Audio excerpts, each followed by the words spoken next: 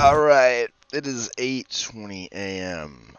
on a Sunday morning, and I am very tired, and we're gonna prep some Curse of Strahd. We're gonna prep some Dungeons and Dragons. We're gonna prep some 5th edition Dungeons and Dragons Curse of Strahd. Whew. Alright. I wasn't even up that late, but I'm very tired. Going on like no sleep, playing Solasta for 5.5 hours yesterday. Or last night, I was pretty tired. All right, so here we are in our test world. We're running Daybreak today. Daybreak may or may not be going to visit the old Stone Grinder Bakery. If they do, it's going to be a wild-ass session, let me tell you. It's going to be a wild-ass session. If they do not, then we will continue on the road. We'll continue on the road to Valakai. So let's go to the overview world map, and let's see. Oh, it's so stormy now. Oh my God. Let's see. I'm gonna have to mute this. I think it's just too loud. I'm not like hungover, but you know, any sort of sound or light, it's bad. So take that how you will. Anyways, the party is currently here at La Windmill, and they have a bit of a ways to go. I think it's like 20 something miles left. 28 miles. All right. So let's go and get our 5e travel calculator, or Tarvel calculator if you're tired and you're not typing properly. Alrighty. And according to this bad boy, they're traveling at a speed of 30 feet, and they're going 28 miles.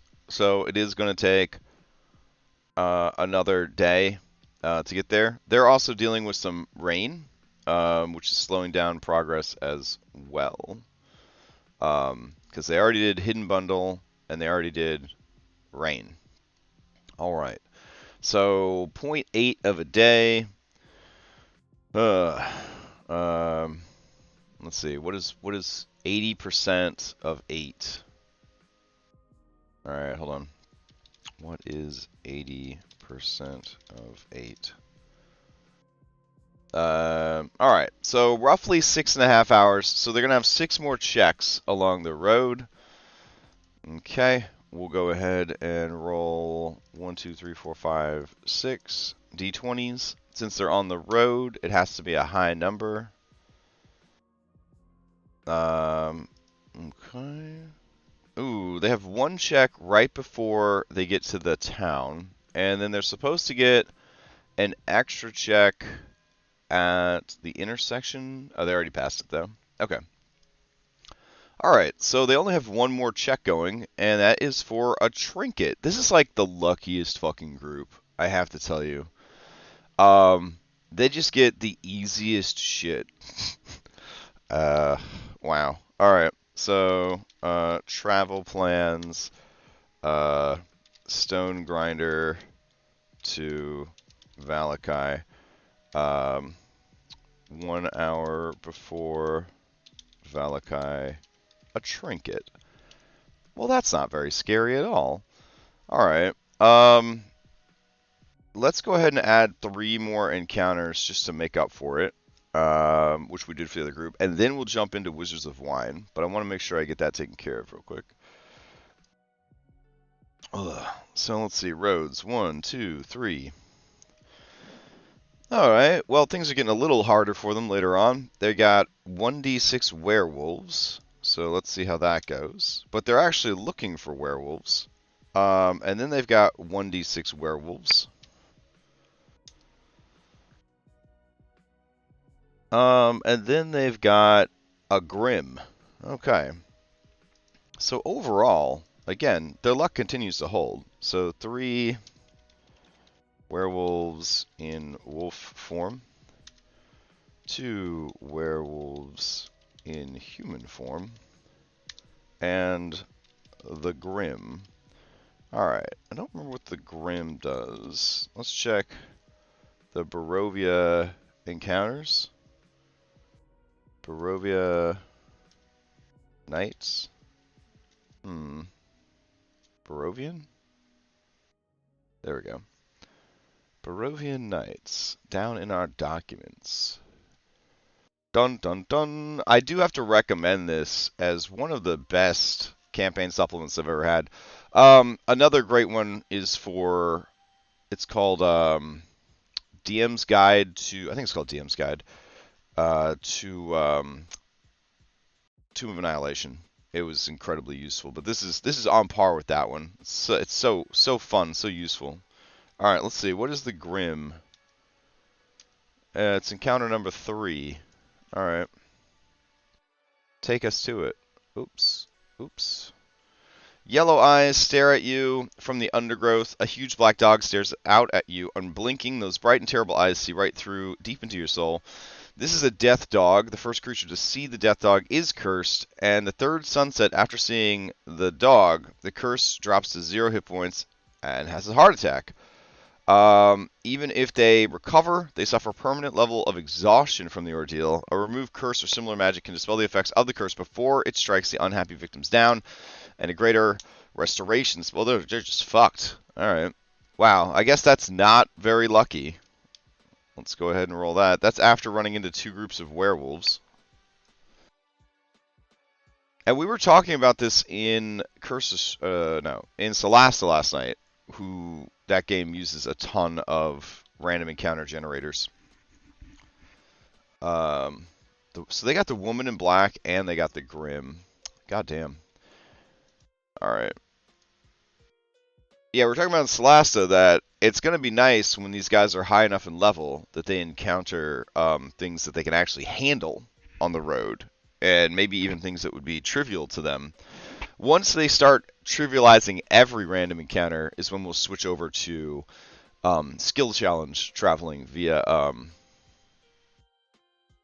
campfire. Alright, so enough of that. I believe we fixed Lake Zarovich last week, or last time we prepped. Let's see. Lake Zarovich. Alright, so Lake Zarovich, let's double check that, and then we'll get to the thing. Alright, Lake Zarovich overview.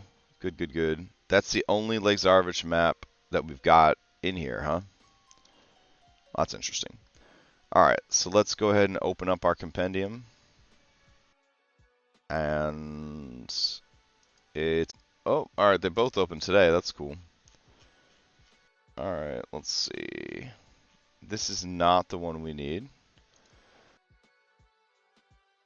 As much as I would hate to lose all my work, it is tempting to just, like, when I switch to 10, just nuke everything and start from scratch, but it would suck to lose hundreds of maps that I've made. Or not made, but scenes, excuse me, that I've made. Alright. Could make a fresh compendium. Take everything into a prep world. Make sure it, like, works. Like a test world. And then export it.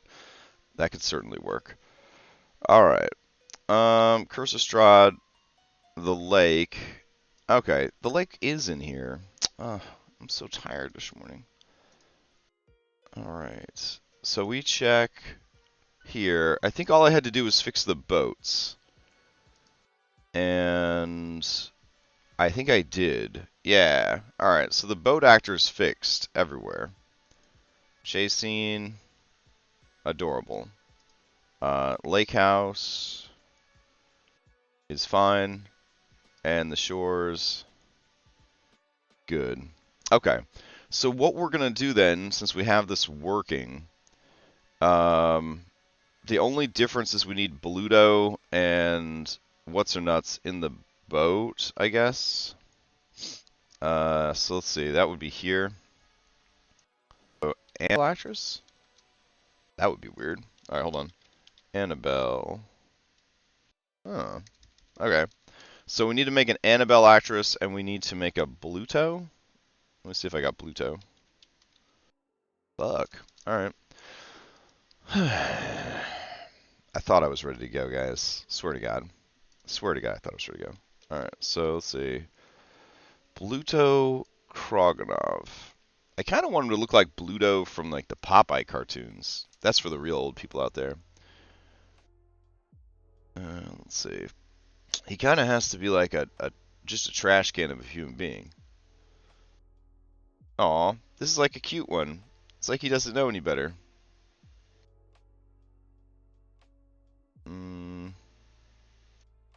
Alright.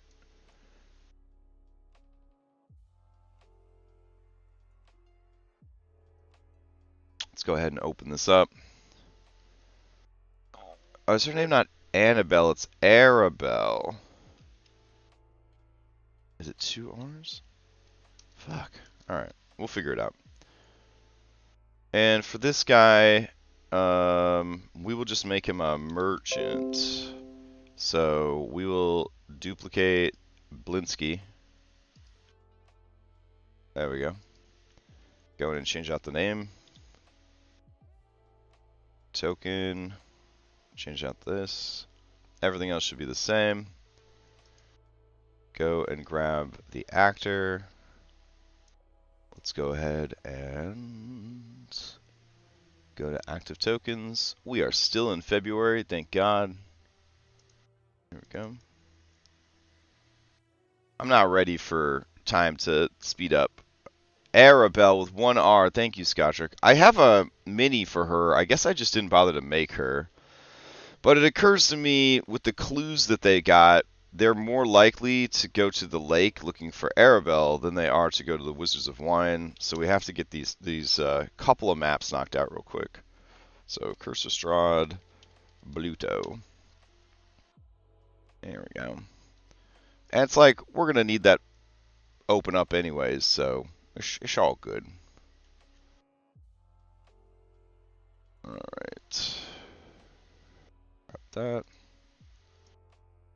I kind of like how friendly this Bluto looks. Like, he wouldn't kidnap a kid and use her as a totem of luck and then finally get frustrated and throw her overboard. That's crazy. So let's see. Bluto would be there. And then we need, I guess we need a child. And then we also need an Arabelle. So we need a Vistani. BB. Alright, fantastic. Okay.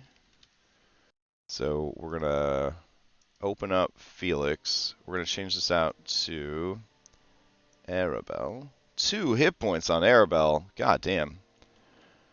Why even give her hit points at all? Arabelle, Vistani, child. Or I guess she's a singular, so she'd be a Vistana. Alright. And for her name, though, we should just put child, because they won't know who the fuck she is. Alright. And they are small. That's fine. All that should be good. Now we just got to go find her. I don't think she's a minor NPC. Fuck. Would she be under children? No. Where would I have put her? Merchants, Valakai, witches. Go back. NPC allies? No. No, she wouldn't be there. Would she be under Vistani? No. Miscellaneous? No. Alright, well, we got to figure out where to put her. Let's put her in NPC allies, and I'll see if I've got her token, and we'll just re-upload it.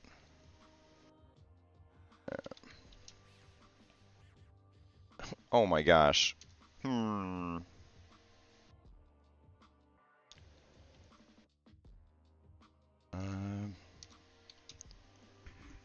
Why can't I find this mini? Alright. Arabelle. Where are you? Alright. Got it. So, we'll go ahead and re-upload it. There we go. God knows what folder she ended up in. And go there. All right. Excellent. Oh, wait. We wanted her to have Vistani powers. Hence the reason I had Basic Bitch Vistani open. So let's give her features of the evil eye. There we go. Alright, that sounds good. And she doesn't have this anymore. Okay. Excellent. So then we're going to go to our compendium for actors. There we go. And we'll drag her over. And we'll drag Bluto over. And the big question here is, do we want her to be in any kind of danger from like something in the water? Because I don't think that anything in the water is going to be able to not kill her instantly. And sometimes giving them an easy win of, you know, just making it to her before she drowns, you know, sometimes that needs to be enough, I think. So I'm believing that maybe we could just put her in the boat and have them save her, and there doesn't have to be anything fucking crazy in the lake. I know that's kind of lame. But I kind of feel like there's enough shit going on. But a lot of people are scared of the lake, and there are some cool lake monsters and lake encounters. So we could have something in the lake. We could just have a giant ass fish. Let's see, 5E, giant sturgeon, giant catfish. Oh man, do we have a giant catfish? Hold on, giant catfish. We got giant crayfish. All right. The giant catfish lives in murky waters, so I don't feel like this would be appropriate, but we don't have to call it a catfish. So let's go ahead and grab it and import it in. I like the idea that a big-ass fish is coming to eat her. Let's see. Import. Lovely. All right. So the giant catfish has only got 30 hit points and a 30 swim speed. Jeez, this should be easy enough to handle. Cool. So we need a scary lake fish. Oh my god. Thank you for delivering. Wow. Oh yeah, what are you, buddy? What kind of fucking fish are you? What? Just tell me what it is, though. Is that a gar? No. I want to know what you are. Okay. Yes, tell me. Tell me what kind of fish you are. Why is it just showing me the picture over and over again? Tell me the fucking fish's name. Alright. Goliath tigerfish. Thank you. Alright. Goliath tigerfish. Beautiful. What a majestic creature. Alright, we will take that.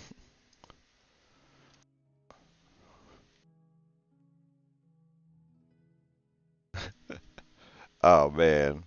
It's so beautiful. It's just nature, right? Am I right? Am I right there? Nature? It's just so beautiful. The beauty of nature is all around us. Alright. Filter, stylize, oil paint. Lovely. Save it out. Okay, so we will say Curse of Strahd, fish, Goliath, tigerfish. Alright, and then we'll go back over here, and Curse of Strahd, go see actors, beast, and Goliath. Lovely. Alright. Well, we can't have this Goliath and not give it Stone's Endurance. You know what I'm saying? Like, we gotta give it Stone's Endurance. So we will give it a reaction. Slippery has advantage to escape from grapples. Love it. We'll just put the creature. There we go.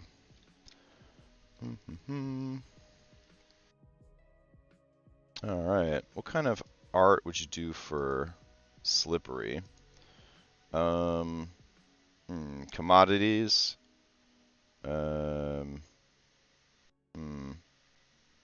Materials. Yeah, that's cool. We'll put this lube. There we go. Proud of myself. All right. And then it bites you, and then it swallows you, and then we're going to add a reaction called hard scales. As a reaction, reduce damage dealt to you by 1d12 plus con.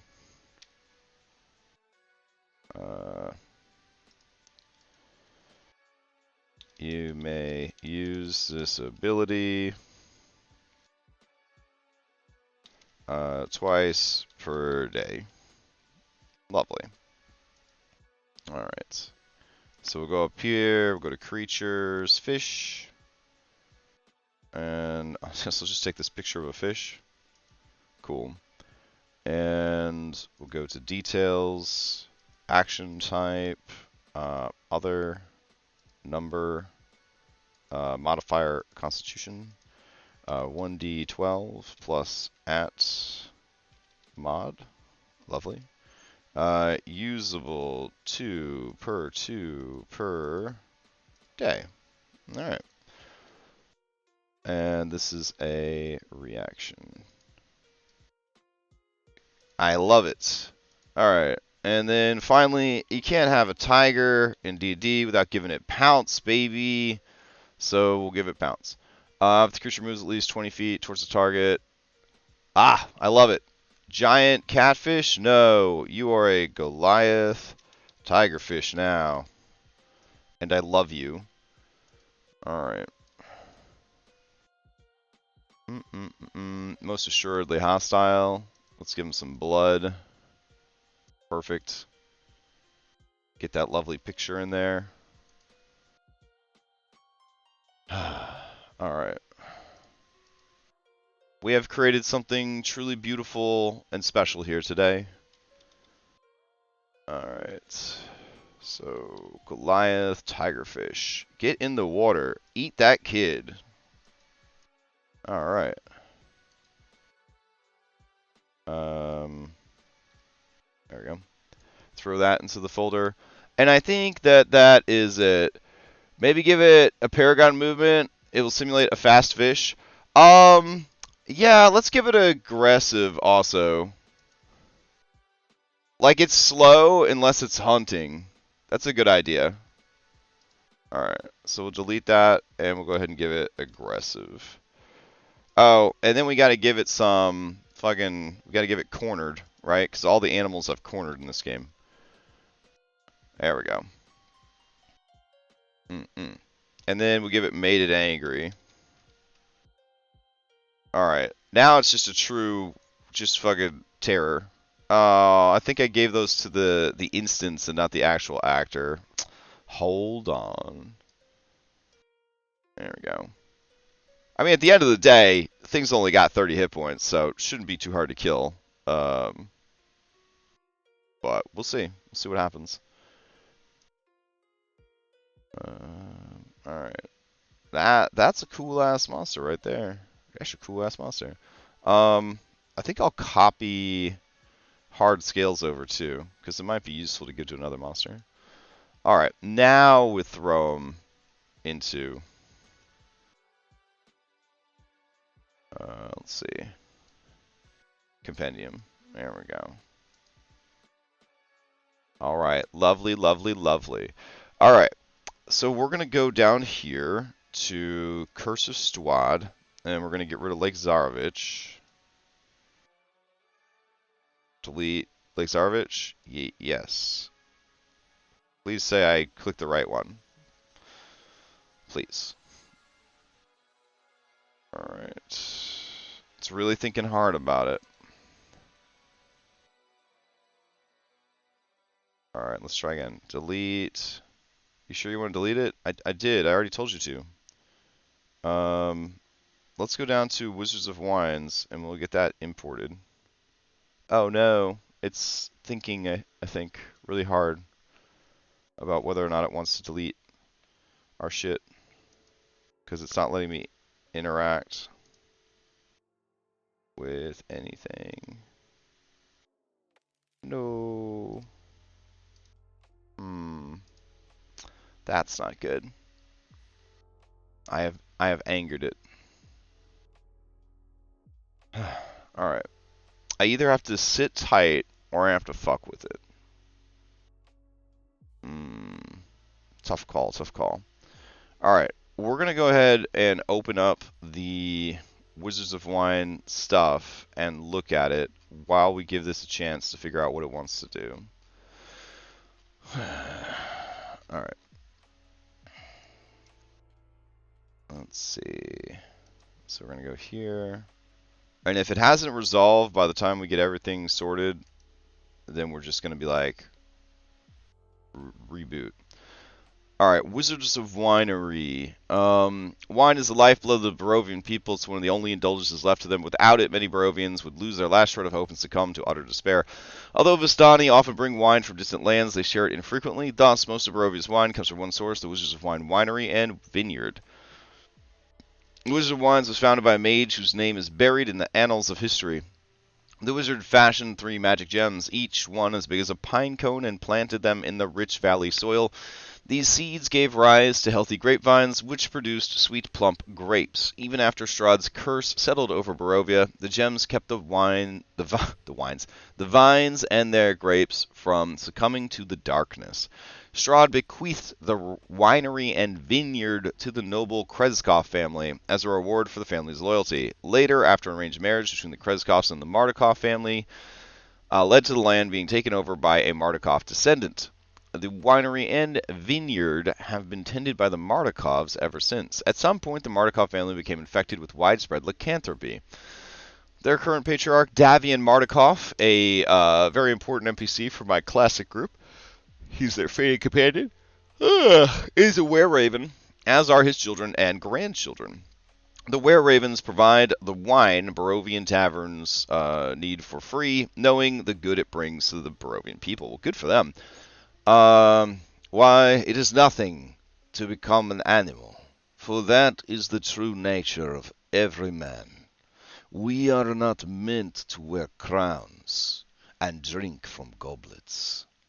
Strahd votes garbage. I don't know, bro. You like your goblets quite a bit. I read your books, bro. The winery is known for 3 wines. The unremarkable Purple Grape Marsh No. 3, which is just like grape soda, essentially. The slightly more tantalizing Red Dragon Crush, and then the rich Champagne du l'Estampe. 10 years ago, one of the vineyard's magic gems was dug up and stolen. As a result, the winery stopped producing its best vintage, the Champagne. I feel weird that there's a Champagne in the setting, and this is me who throws a lot of meta stuff in the game. I feel weird because, like, Champagne obviously is a region in France, and there wouldn't be, like, something called Champagne here. I don't know. No one knows what happened to the gem. Davian Mardukov blames his middle son, Erwin, for the loss because Erwin was on watch the night the gem was stolen. Davian is convinced that Erwin shirked his duty to spend time with his betrothed, and the 2 men have been at odds ever since. To this day, Erwin steadfastly denies his father's accusations. Adding to Davian's misery, the were-ravens have been fending off frequent attacks by Baba Lyzaga's scarecrow constructs. 3 weeks ago, one such attack, another gem was found, dug up, and taken. Davian believes it's in the possession of Baba Lyzaga, which is like, you're fucked, bro. Davian's belief is correct. The gem was a lucky find for Baba Lysaga, who had previously suspected that magic was the root of the vineyard's health but knew nothing of its source. Even after this great discovery, Baba Lysaga continues to send her scarecrows against the winery, antagonizing the were-ravens like a bad neighbor. A bad neighbor indeed. 5 days ago, evil druid stole the third and final gem and bore it to Yester Hill. The were-ravens launched a counterattack on Yester Hill, hoping to get it back, but to no avail. The druids and their blights proved more than a match for the lycanthropes. 2 days ago, the druids returned with a horde of blights and drove Davian's family from the winery. They've also poisoned the fermented vats, leaving the winery with only a few bottles and barrels of drinkable wine. Even if the characters succeed in helping the Martikovs reclaim the winery, let's see, Sinistumbra. If I'm wanting a dodge tank, any ideas on what I need to use? Yes, make a monk in plate mail. Alright. Let's see. 2 days ago, the druids returned with a horde of blights and drove Davian's family from the winery. They also poisoned the fermentation vats, leaving the winery with only a few bottles and barrels of drinkable wine. Even if the characters succeed in helping the Martikovs reclaim the winery, wine production in the valley will eventually stop as the vineyard dies off. Only by recovering the magic gems and replanting them in the soil can the characters ensure the Barovians aren't without wine to comfort them on dark, wretched nights. Alright. It looks like none of the shit that we asked it to do happened. Like, Lake Zarovich is still there. I will hit delete again. It doesn't look like it's updating our compendiums. That's a real fucking shame. So I'm going to go ahead and refresh the world and hope for the best.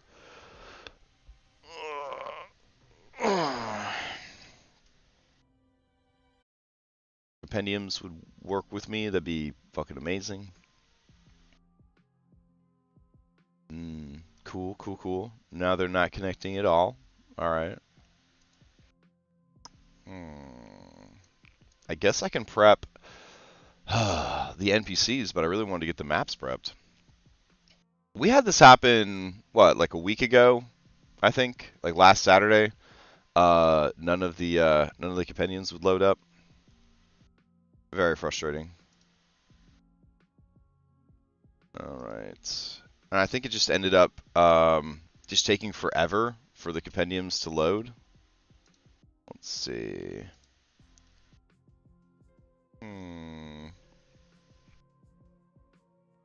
I could log into a different world and see if I can get the compendiums to load there.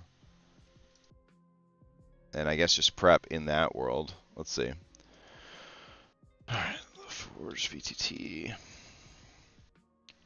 We'll go to our classic. See if that works. We apologize for the service interruptions that happened the last couple of days. We're working to resolve and present those issues in the future. Okay. Stop. Start. And go.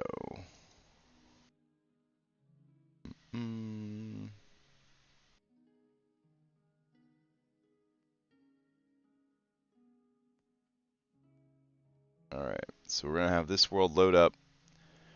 See if that will give us access to the compendiums that we don't have access to here. How unfortunate.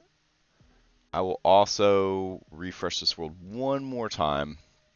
See if that helps us get access to the compendiums. I tell you what, these Curse of Strahd worlds have been a real pain in the ass. Like, it's nice having the cool 3D. Have everything to the scene. But I've got Curse of Strahd Classic loading up as well, and we'll see if that opens up. Alright. Let's see. A branch in the old salvage road leads to the vineyard. If the characters approach along this path, read after half a mile or so. The road becomes a muddy trail, meanders through the woods. You see rope-handed half barrels used for hauling grapes. North of the trail is a large stand of trees. North of the vineyard. North of the trail is a large stand of trees. North of the vineyard. If the characters ignore the cloaked figure and continue to winery, they keep their distance, and they watch what happens. If the characters head towards the cloaked figures, the other were-ravens emerge from the stand of trees to greet them in human form. They wear dark leather rain cloaks and cowls. One of them is the current owner of the winery and vineyard, Davian Mardakov, who is an old and suspicious man. Until he trusts the characters, he says nothing about the stolen gems, but tells them that evil druids and blights have attacked the winery and forced his family to take refuge in the woods. Let's see. If the characters rid the winery of its invaders, Davian is grateful. Only then does he tell them that the vineyard's 3 magical seeds have been stolen. He describes them as gems the size and shape of pine cones, each one containing a glowing green light. No. They're Pokemon elemental gems, but sure, go on. For the good of all Barovia, he urges the characters to travel to Berez and Yester Hill to retrieve 2 of them. He has no idea what happened to the 3rd gem, and the adventure never tells you. It's one of the weird things about the adventure, is that the community had to come up with ideas. We're going to put the 3rd gem in the possession of the hags, and they're going to be using it as a powered-up hag's eye, essentially.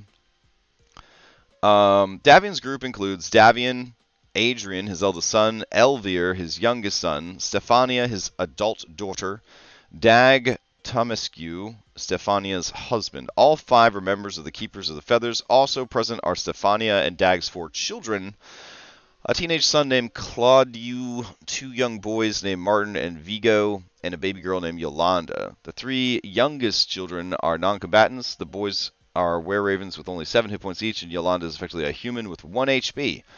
If the characters come to the vineyard looking to obtain wine, Adrian can confirm that there are 3 barrels in the loading dock, plus another 3 barrels for several wine bottles in the cellar. There's more wine still fermenting. Alright. We've got this world open, and that's good. We'll go ahead then and try to access our compendiums in this world. See what happens. Hey, it fucking opens no problem. No problem. That makes me really mad. Alright, let's see if it has happened in our test world yet. No. Fuck you, test world. Alright, so what we might need to do for test world then is we're going to go back to the forge. Jesus Christ. And we're going to stop the server. Alright, going to give it a second. We're going to start the server. It's always good to prep for 40 minutes and not actually get the prep done that you want to get done, but whatever. We're going to go ahead and launch and see if a fresh start gets our compendiums hooked up. Alright, so we're going to need to make all of these Keepers of the Feather and their kids. I want to say that I already have all of these people made because I got really bored and I made these people. So I should have all of the this whole family. Approaching the winery. If the characters continue towards the winery, read situated in the midst of the winery. No, situated in the midst of the vineyard. The winery is an old 2-story stone building with multiple entrances, thick ivy covering every wall, iron fencing along its roofline. The trail ends at an open loading dock on the ground floor. A wooden stable of more recent construction is seated on the east side of the winery next to the loading dock. West of the winery is a crumbling wall and a wooden outhouse. Have we prepped this before? I would love to actually get in there and see the fucking maps to see if I actually already prepped this, because I kind of get the feeling I already prepped this. Or at least I started to prep it and like I ran out of time, because I remember reading about an outhouse. Alright, 30 needle blights emerge. That's a lot of needle blights. Am I supposed to make them minions? Or the blights are 120 feet away when they first become visible, and they have a walking speed of 30 feet. The characters can either barricade themselves inside the winery, thus keeping the needle blights at bay, or stand and fight. If they stay outside and fight, without fireballs and shit, the druids and blights from inside the winery join the battle on the rounds shown below. Alright. I'm only incredibly upset. It's fine. So, in classic Strahd, let's go ahead and fuck with the compendium a little bit. It looks like it did not delete, like, Tsarevich, so that's a whole thing. What we'll have to do then is over here, I believe we only made a change to one particular scene in Lake Tsarevich. So if I need it today, I will just take the lake center map and import it directly. So let's export that shit. Oh, made sneaking and getting into the winery as a skill challenge. Made the blight swarms. Yeah, I feel like 30, they probably need to be minions more than anything. Maybe some of the great sages will provide us some fucking guidance for this. Let's see. Wizards of Wine. Import that shit right now. Alright.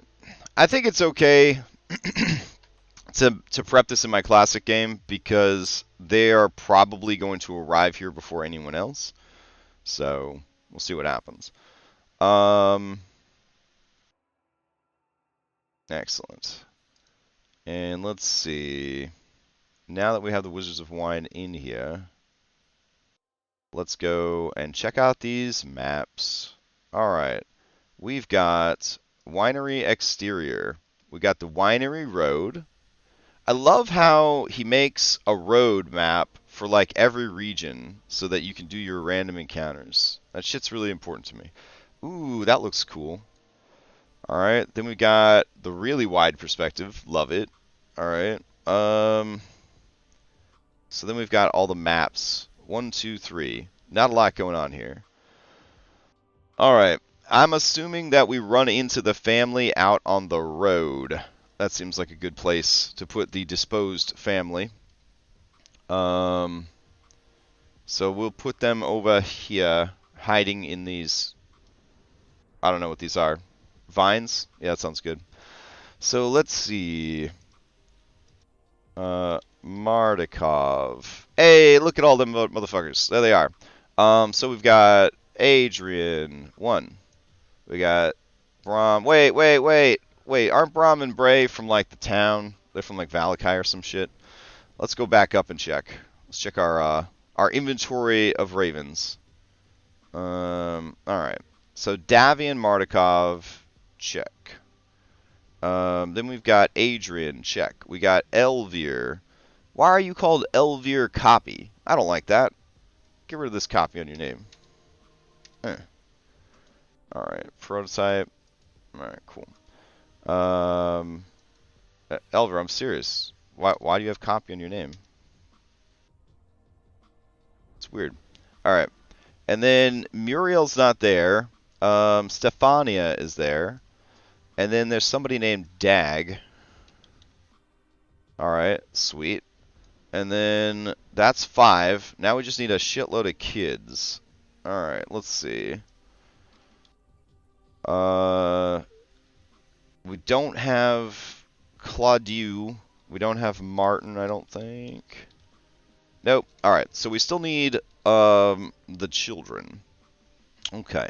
So the children, we could just copy this Mardikov kid because he is technically a were-raven child with 7 hit points. So looks like he's all set up proper. Alright. And let's see. So we will duplicate him a few times. How many kids do we need? 2 boys, a baby girl, and a teenage boy. So we need 4 more children. God damn. Alright. And let's see. Teenage son named Claudiu. Alright. Let's see. I feel like we need to hit up Le Robot for some Raven Kid art. Let's see. Robot. Curse of Strahd. And... Alright. We'll go ahead and grab... Yeah, here's some children. We have so much children art. I feel like we should be good, but...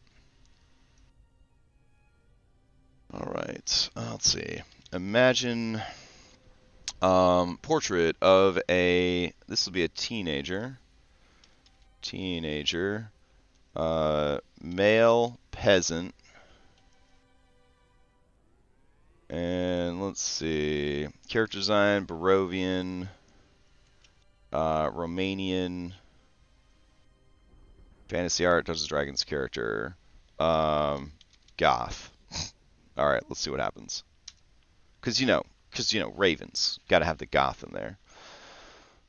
Alright, so while we're waiting for that to cook, let's do the other children real quick. Imagine. Portrait, child, peasant child, character design, Barovian, Romanian. There we go.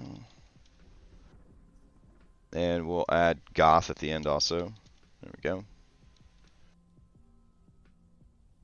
And let's see. Oh, it's really struggling. I'm really struggling. Them Slastonites, they're hard. They're hard. And go. Alright, so this is what we're dealing with for teenage Raven. I'm kind of liking top right. I'm liking top right a lot. I mean, nothing can beat our Goliath Tigerfish, but still. There we go. And this guy's name is like Claudiu. Let's see. Curse of Strahd. Claudiu.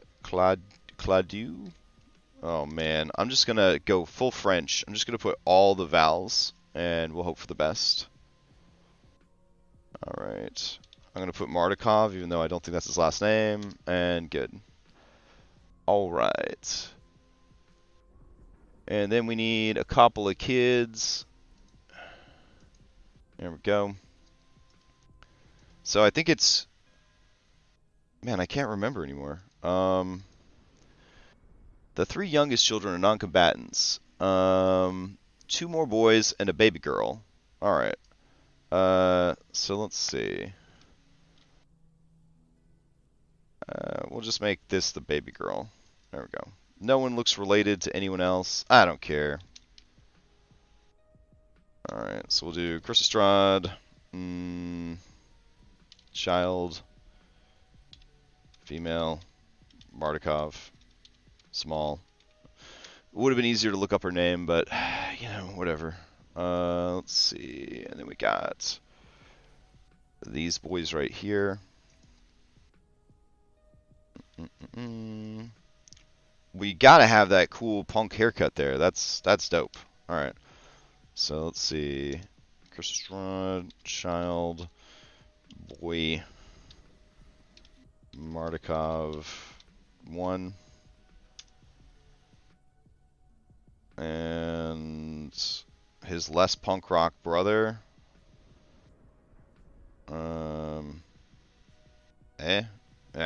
What a soft boy. Alright, we'll take it. Big floppy ears on that kid, too. Let's see. Child boy Mardukov, 2. Alright. Okay. Still not opening up my compendiums, huh? Where's my fucking compendiums, Foundry? Alright. Whatever. Claudiu. Let's go in here and we'll grab... let's see... this guy. There we go. I feel like he's supposed to have more HP than this, because he's like a teenager. So we'll give him like 35. There we go. Alright. And then we'll go here. Change out the art. Grab his name tag. Change it out over here. And we're good to go. Beautiful. Alright. Next up is 2 boys named Martin and Vigo. Alright. So, nope. Nope. That doesn't spell Martin. Okay, let's try again. There we go. Even when everything's really hard, just keep going. That's the secret. Hey, wait a minute. Do I already have a Martin and a Vigo? Are you fucking kidding me? What do you look like, Martin and Vigo? I don't like those arts. Alright, that's fine. We'll grab somebody else. We already have these. Mardukov kid number 1. Alright.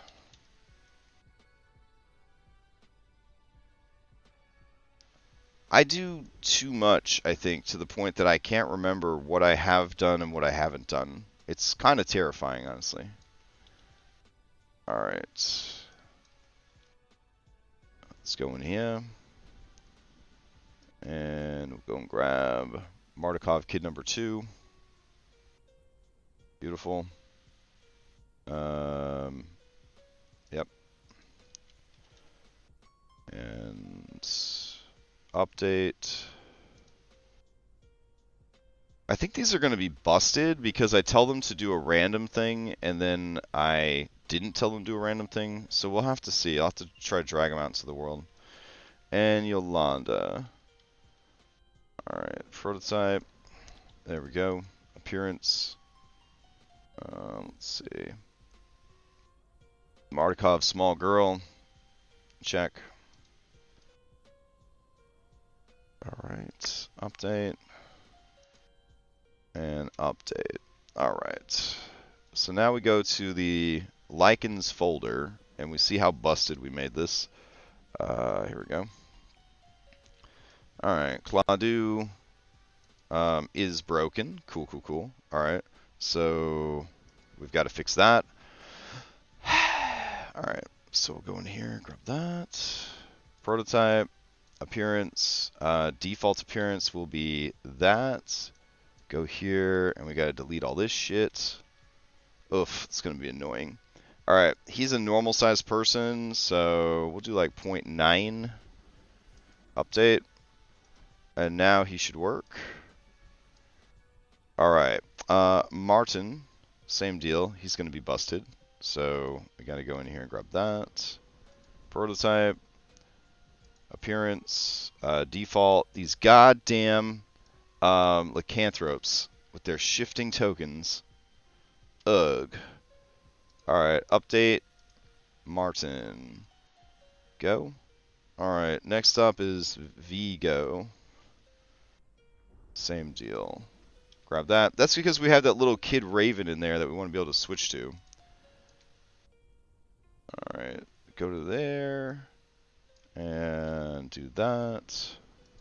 Go here and do this. And update. Excellent.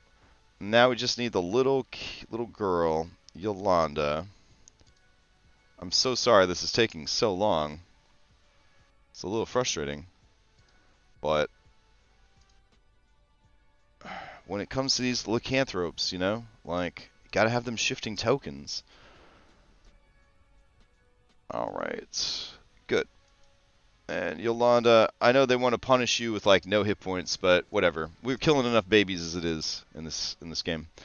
Alright, so we approach and you see all that, and then we've got these needle blights and the winery. I don't know when they expect me to have these needle blights attack you guys, but it's a whole thing.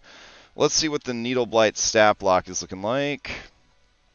Okay. Needle blights only have 11 hit points. I don't know if they really need to be a minion. I don't know if they would be a significant threat if they weren't a minion, though, is the question. So let's go ahead and duplicate that, and we will make Needle Blight M for minion. And, alright. Did I add Sidonite minion to my thing yet? No. Did I add Hobgoblin minion? Oh, fucking piece of shit. Alright. Let's go to Red-Handed Doom. They got minions. We'll go ahead and launch this. I will take this off to the side so that anybody who doesn't want spoilers for Red-Handed Doom doesn't see them. Test World continues to break in my heart. Just break my heart into a million pieces by not being able to connect. I'm so fucking sad. Alright. I've got to load up a minion to do this. Let me see. We're going to import, and I might be able to find one. Hold on. Sidonite. Sidonite minion. There we go. Let's see. Maybe I don't need to open up Red-Handed Doom if I can get the Sidonite minion. Alright. Sweet. So, take over this minion overkill, minion group attack. That's pretty much all I needed from these assholes. Alright. So, I want them to be pretty easy to kill, these blights. So, we will lower their health to 6. I think 6 is good. They don't have spike growth or anything else like that, so we could probably even go as low as 5. That way bombs and grenades and shit could kill them, but they don't have access to spike growth. Honestly, when it comes to minions, spike growth is your #1 concern, followed by fireball. But these guys will just get taken out, I guess. Now, let's see. They have a crippling strike. Have your damage to reduce your target's speed to 0 until the end of your next turn. That's fantastic. Ricochet is also fantastic. They got hardened bark. When bloodied, their AC goes up. Weakness, resinous needles. Attacks that deal fire damage have advantage against the needle blight, and the needle blight has disadvantage on dexterity saves to avoid spells that deal fire damage. That's fine. We'll keep that. I feel like hardened bark we just got to get rid of because minions can't get bloodied. And crippling strike is good, but let's see. We need to give them some actual minion moves. So let's copy that. And it doesn't look like minion group attack carried over. So we want to explain what the group attack does. So for their claws, we're going to call it pinning needles. There we go. And pinning needles will be melee or range. And the melee is going to be 5 feet. So we'll do 5 feet. And ranged will be, let's go 60, 120. What are your pinning needles in there at? Your needle attack, excuse me. It just says range attacks 30, 60. Wah.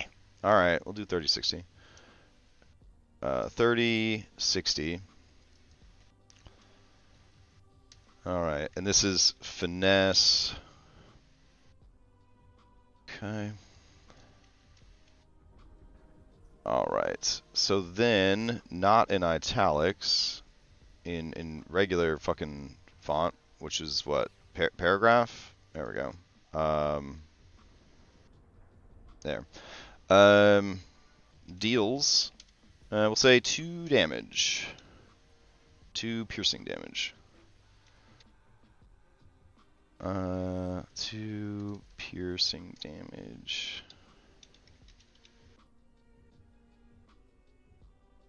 And speed reduced to 0. Here, why don't we just do 1 damage? Deals 1 piercing damage. Speed is reduced to 0, which is really strong. Man, no matter where I place my shit, I can't read what I want to read. Have your attack until the start of your next turn. Alright. Reduced to 0 until the end of the creature, the target. Yeah. Target's next turn. There we go. When a Needle Blight dies, it becomes a patch of spike growth. Ooh, I like that. Man, Scottrick, you got so many good fucking ideas. Oh my god.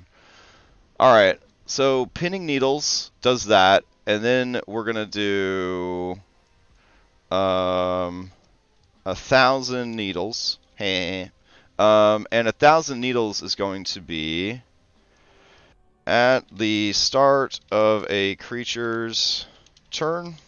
It takes 1 piercing damage for each Needle Blight or Needle Blight minion adjacent to them, period. This counts as a single source of damage for all you damage resistance motherfuckers out there. Alright, so that's pretty cool. I like that. And I'm going to add this death throws thing because that's a great idea. So we're going to do death throws. Spiked corpse. Alright. When a needle blight dies, comma, it becomes a patch of spiked growth. Womp womp womp. Alright, so let's see. Spiked growth. The transformed ground is camouflaged. Blah blah blah. Alright. So we'll just copy all of this shit. The area becomes difficult terrain, blah, blah, blah. I guess the area is not really hidden because you saw them die. Alright, transformation of the ground is camouflaged to look natural. Any creature that can't see the area. Alright, we'll just make that secret, I guess. Let's see. Grab everything. Do this. And what a great idea. And we're going to go custom secret. Alright. I mean, I don't know why that's secret, because fucking all of it should be secret, whatever. And we'll grab this picture of spike growth, if it will let me open it. Maybe. He's thinking about it. Any day now it might open. No? Alright, fine. I'll go get it myself. So let's go to Magic, Nature, and let's see. We need some spiky. There we go. Okay, go to 1,000 needles, and,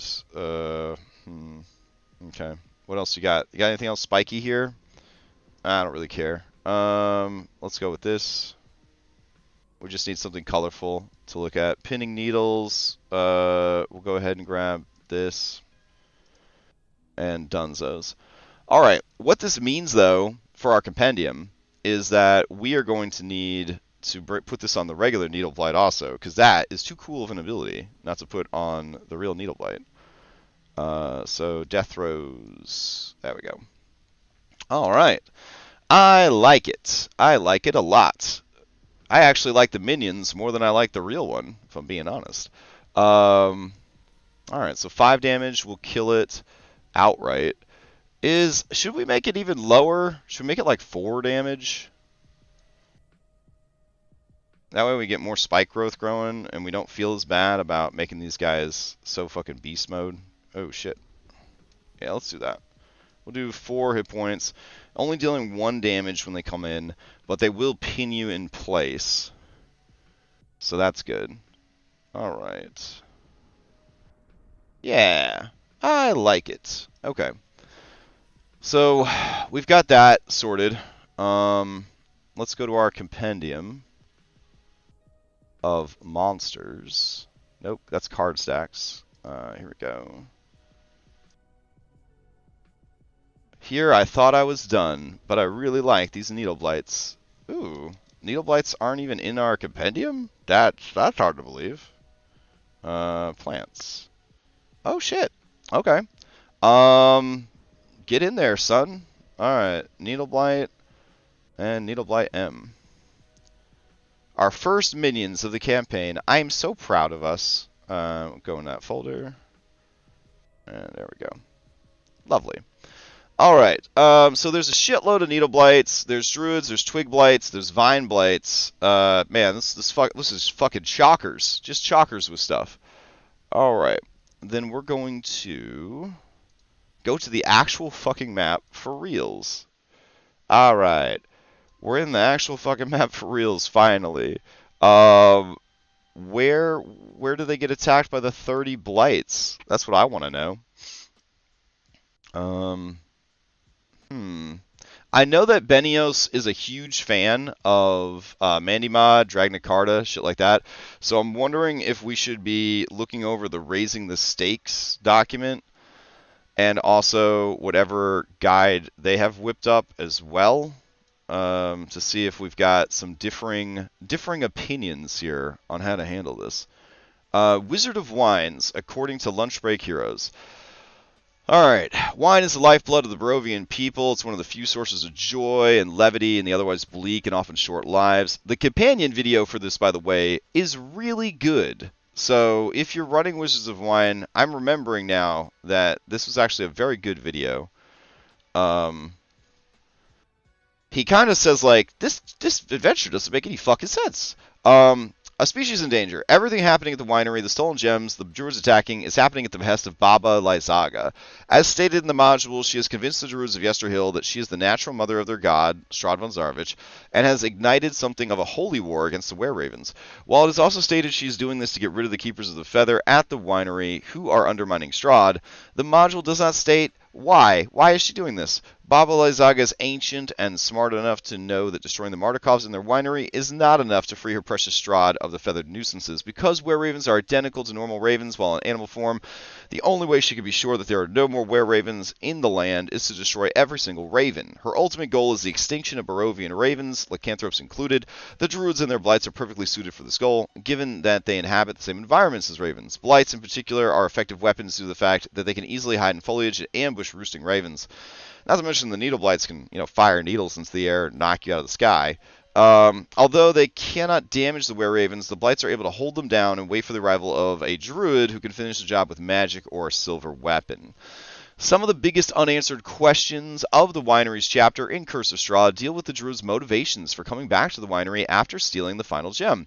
If they planned on destroying the winery with Winter Splinter, why come back at all? Why not let the tree blight handle it? Additionally, what are they looking for while ransacking the house? They're clearly looking for something, but there's no mention as to what it might be. I tell you what, this Lunch Break Hero team, they ask the real fucking questions. When Baba Lysaga set the druids to the task of destroying every raven in the land along with the winery, it was made clear that the druids were dealing with lycanthropes. This new knowledge of the Mardukov family, paired with the painful memory of the loss of their wild shape abilities, see Yesterhill chapter of this guide for more details, meant that the druids had a mission of their own: capture the were-ravens to take their power. This motivation explains why the druids came back to the winery after stealing the final gem. They returned to capture as many Mardikovs as they could, interrogate them, and take the were-ravens' powers for their own. Unbeknownst to the druids, this is an impossible task, as lycanthropy cannot be taken by force. However, they will blindly persist in their efforts to search the winery and interrogate captured Mardikovs for any clues towards regaining their lost power. A bitter draught. Another of the druids' goals that is left open to interpretation is why the fuck are they poisoning all the wine? If their immediate plan is to destroy the winery without any further ado, then poisoning the wine seems superfluous. It's almost like it's bad writing. Death to non-believers. As stated in the module, the druids of Yesterhill worship Strahd as their god. They revere the land and the darkness that covers it, and by extension, the forlorn nature of Barovia is considered a sacred state of mind to the tribe. Anything that works against Strahd, the land, or feeling of forlornness is an anathema. The wine that the Mardikovs create and distribute, according to the druids, is sacrilege. Drinking it is blasphemy. Rather than destroy the vats of wine and let it spill out onto the ground and infect the land that they worship, they plan to poison the wine and distribute it. Unless stopped, they will fill barrels with the poisoned wine and take it to taverns in the hope of killing as many blasphemers as possible. Fuck yeah. Practical advice. When the characters first arrive in the fermentation room, the module describes a druid in the act of pouring poison into one of the vats. It is recommended you revise the encounter so that the wine is already poisoned by the time the characters arrive. Instead of catching the druid in the act, allow the characters to find empty vials that let off a putrid smell. Characters with a passive perception score of 17 or higher find that the vats themselves also smell putrid. Rather than providing the players with an obvious problem with an obvious solution, the empty vials give them a satisfying mystery to solve. It's also recommended that you allow characters to find a scroll of purified food and drink prior to the encounter at the winery, or not. Few characters have this spell prepared ahead of time, and finding the scroll can provide a bit of foreshadowing of the events to come. How would it be foreshadowing? Like, why would there be a scroll somewhere else to help them with the problem here? I guess that's foreshadowing, but it just feels convenient. And I don't like convenient in my horror games. Winter Splinter's Day Out. Quite a lot of work has gone into creating the Tree Blight Winter Splinter. Amen. All of the effort and time has taken bespeaks of a goal that extends beyond simply destroying one vineyard. However, the module makes no mention of the Druids or Baba Lyzaga's plan for the Tree Blight.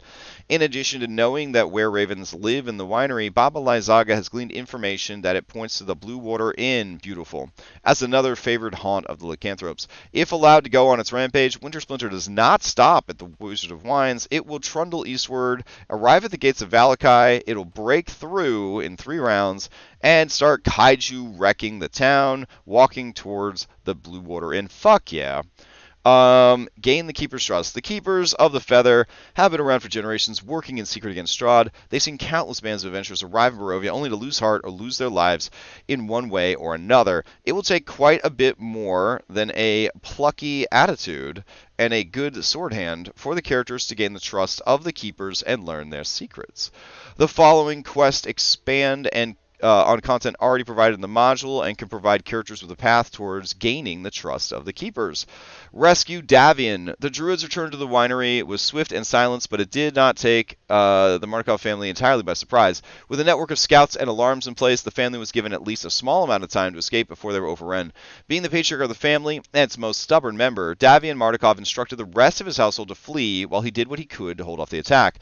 Although Davian was not able to do much about the tide of blights in their master, he managed to give his family enough time to gather up their children and flee into the forest.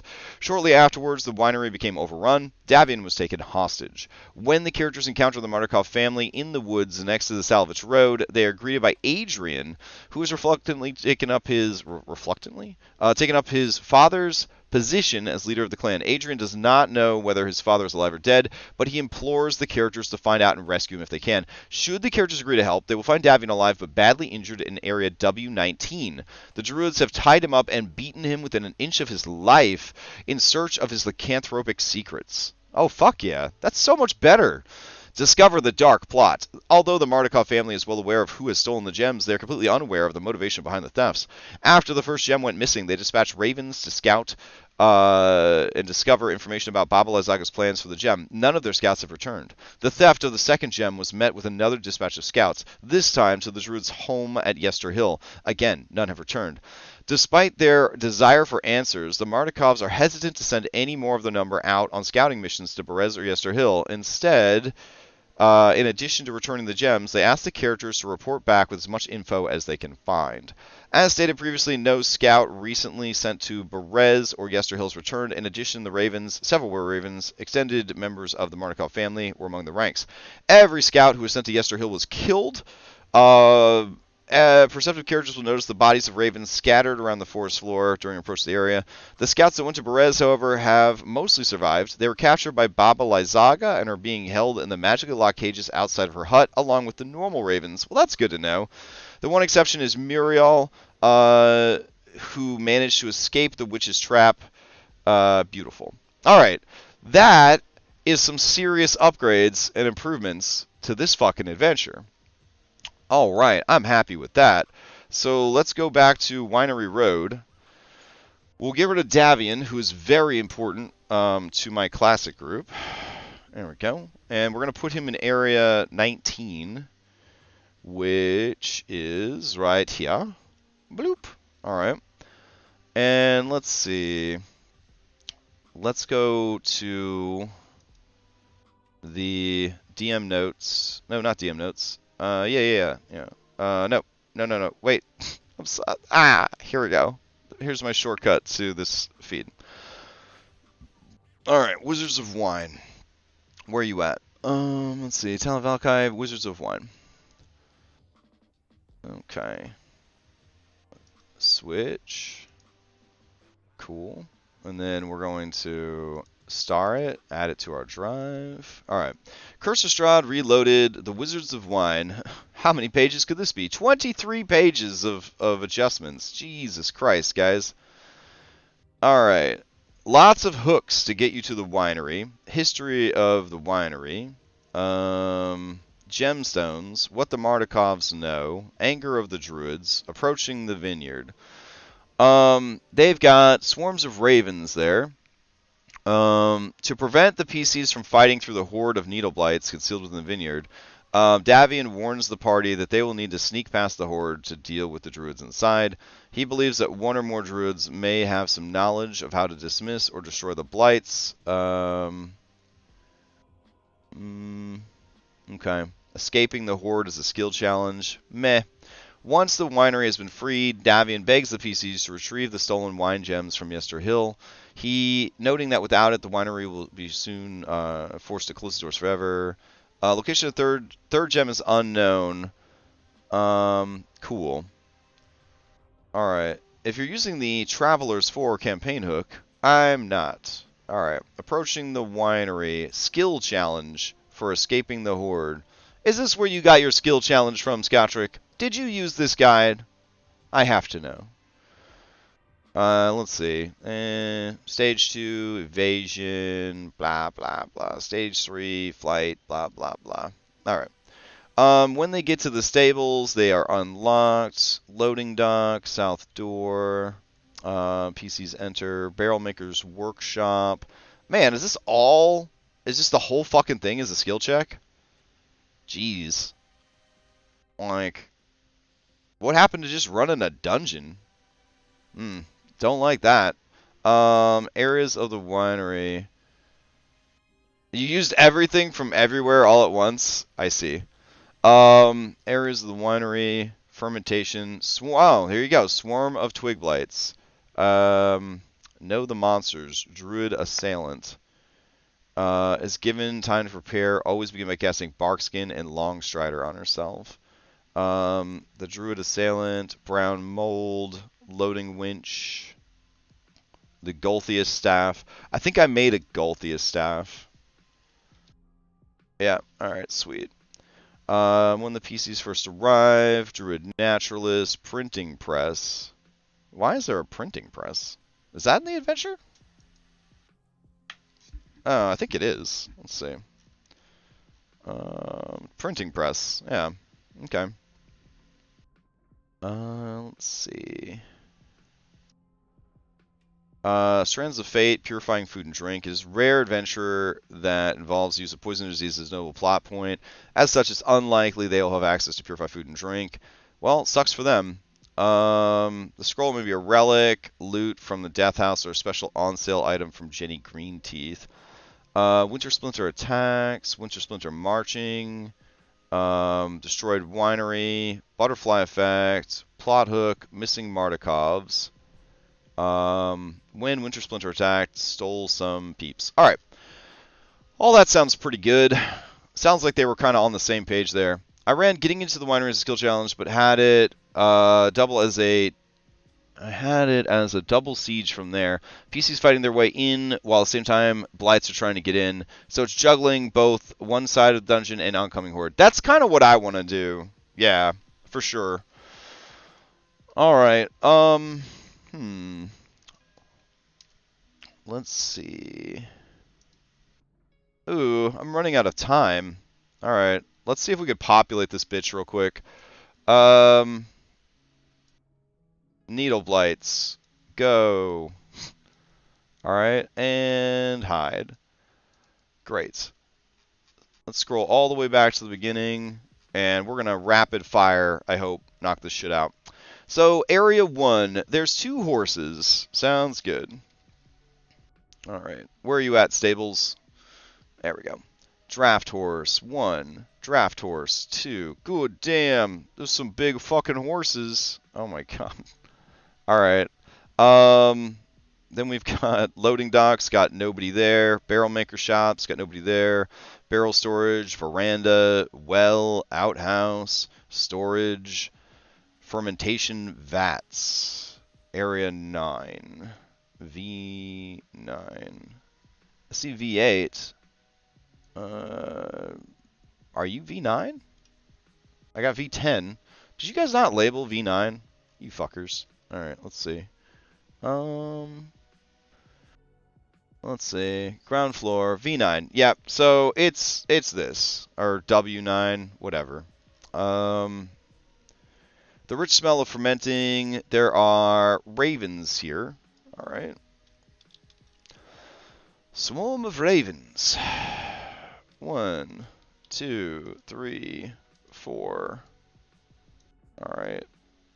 And let's see. Unless you have been drawn, they've been drawn outside. 24 twig blights. Jesus Christ! And 1 druid are also present here. Yikes! All right. 24 twig blights. Am I supposed to make these guys into minions also? Twig blights only have 4 fucking hit points anyways. They'd certainly be more fun as minions. If Twiglight starts his turn with an area of magically bright light, oh, that's cute. Skirmishers and Shifty. Yeah, they would actually be more fun if they were minions. So let's do that. All right. Let's see. Needle Blight minion. Teach these guys to minion. 1, 2, 3. All right. So Twig Blight. You just have a claw attack. That's it. You're so boring. You don't do anything. All right. So let's see. What can these guys do that would be different than the others? Let's see. I feel like the whole claim of the Twig Blights is that they hold you down, maybe? So, let's see. And they just slash at you with their little daggers. Maybe we don't need to make them minions. Alright, let's see. Alright. Slashing claws. Okay. And so what we'll do here is... Oh, I don't think I adjusted my Needle Blight's damage appropriately when I think about it. Pinning Needles is still doing real-ass damage, so hold on. We're going to have to update that. There we go. Okay. So, Slashing Claws is just going to do one slashing damage? 2 slashing damage? There we go. 2 slashing damage. Okay. Let's see. Creatures, claws. Sure. And the other thing it's going to be is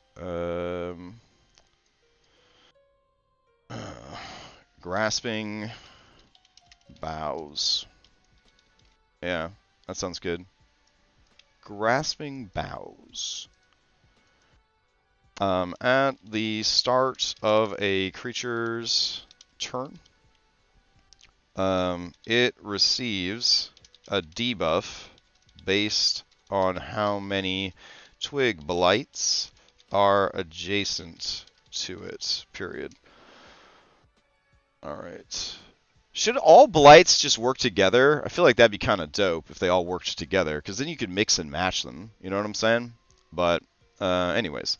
About how many twig blights and twig blight M are adjacent to it. Alright, so 2 or more equals speed reduced by 10 feet. 3 or more,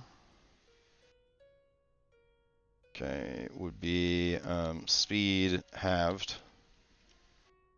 4 or more, speed is 0.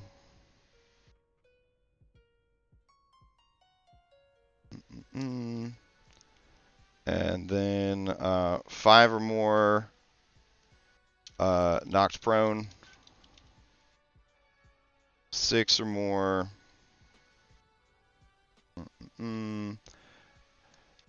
takes 1 slashing damage for each blight. Alright, and then we'll say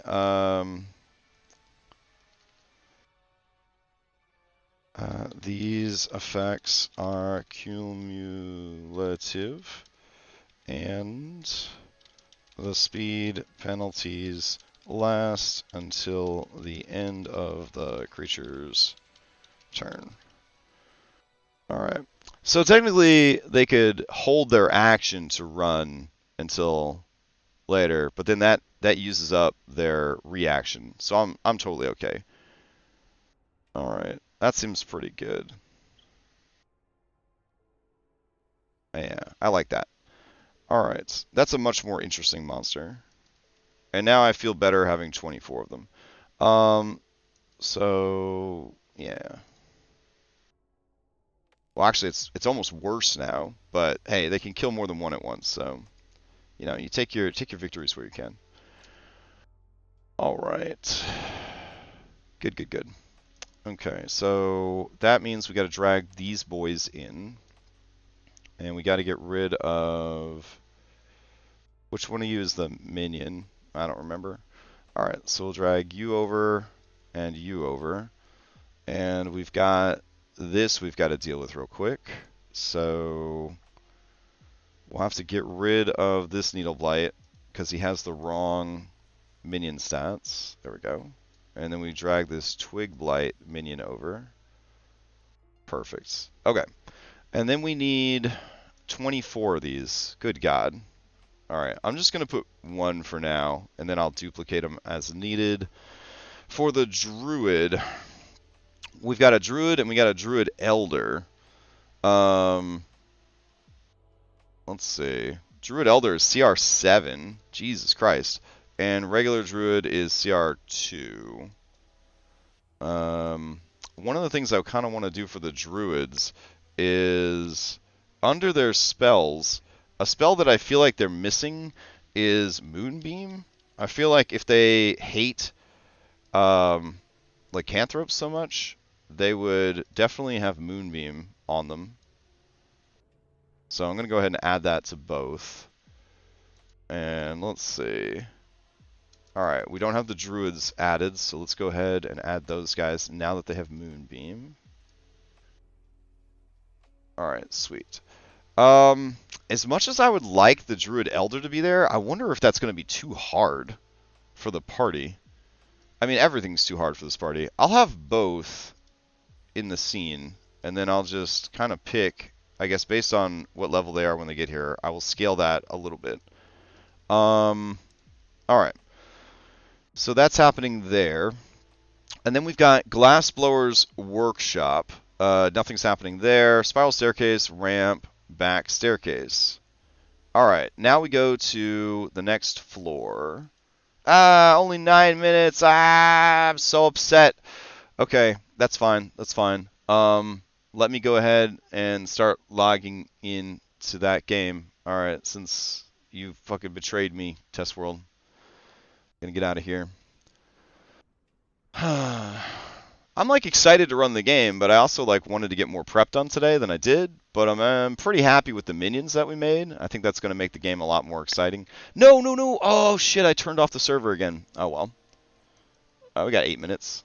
All right, we'll start it back up. And launch. Oh, my God. I'm such a mess. Okay. Let's see. Floor 2. Alright, unless they've been drawn outside, 5 Needle Blights and 1 Druid are here. And that's in 14. Oh, I guess 14 is the basement. My bad. Alright, let's go down to the basement. Ah, okay. So, we're going to have 1 Druid down here. And then I'm just going to give him some real Needle Blights. There we go. Oh, they're so big. Okay. 2... 3, 4, 5. Alright. On his first turn, I cast Thunderwave. Whatever. We got a brown mold situation here. Did I actually make a brown mold? No. I didn't make a brown mold. Okay. Brown mold's a hazard. It doesn't have a creature. This man is a druid in the loading winch area. So I guess we're heading back upstairs? Alright. Back upstairs. Fuck. Where is that? 2. Alright. So there's another druid.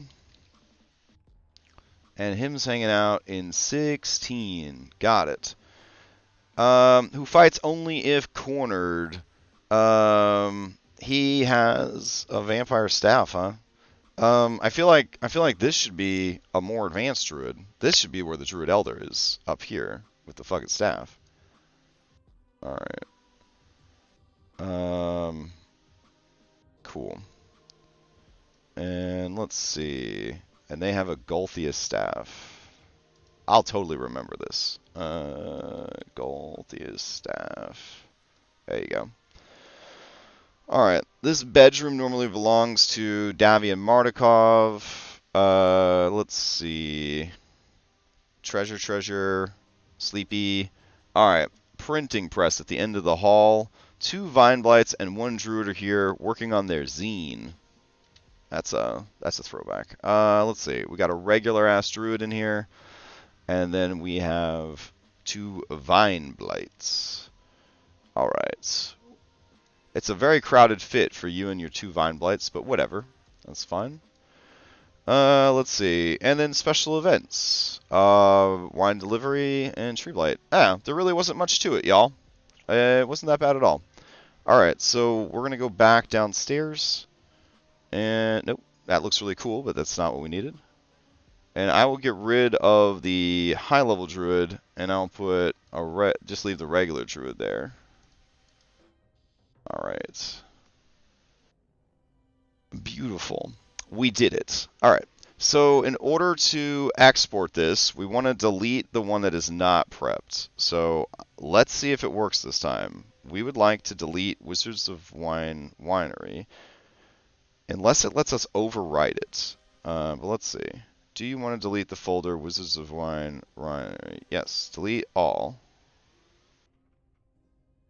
Does it work? Why is it struggling so much with this?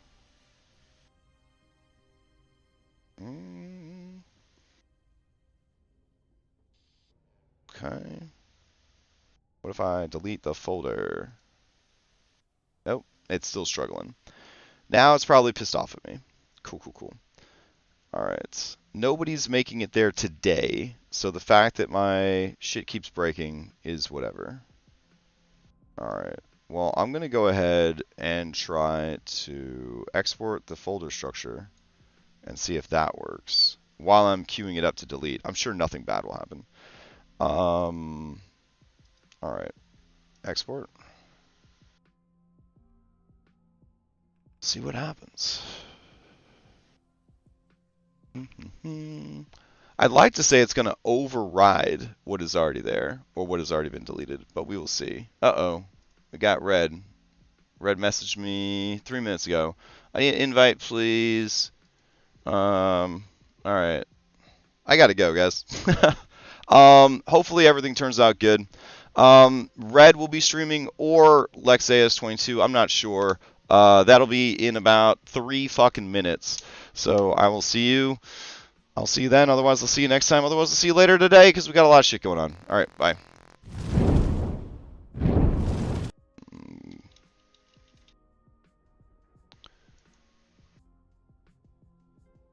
Alright. So...